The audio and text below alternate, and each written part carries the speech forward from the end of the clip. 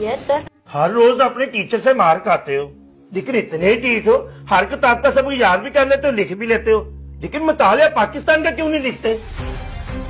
ऐसी क्या वजह है? और तुम घर से मुतालिया पाकिस्तान का सबक क्यों नहीं लिखे लाते? क्योंकि सर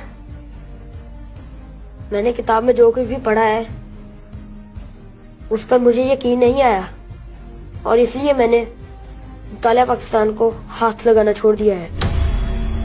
और ये क्या बात हुई? तुम्हें किताबों में लिखे हुए पर यकीन क्यों नहीं आया?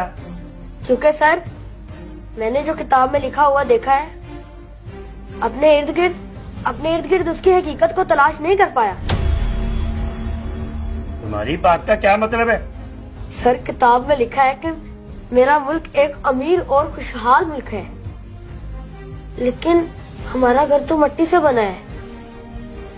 मेरे कपड़े, मेरा बस्ता, मेरी फीस, मेरी किताबें, हत्ता के स्कूल के अखराजात पूरे करने के लिए फंड भी खैराती अदारों की तरफ से मुहैया किए जाते हैं। और तो और मेरे अब्बा रात को रोते हुए मेरी अम्मी से कह रहे थे कि वो बैरूनी मुल्क चले जाएंगे पैसा कमाने के लिए, क्योंकि इस मुल्क में गरीबी और भूख के सिवा और कुछ नहीं।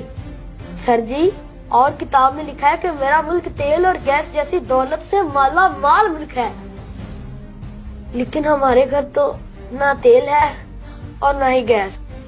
मेरी अम्मा तो आज भी लकड़ियों पर खाना पकाती है।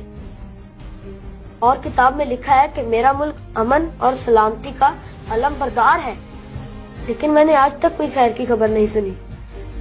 अमन सलामती को अमलन किताब से बाहर नहीं देखा। अभी कुछ दिन पहले हमारे हमसाये के घर चोरी हो गई और उनके एक बेटे को गोलियां मारकर भाग गए चोर।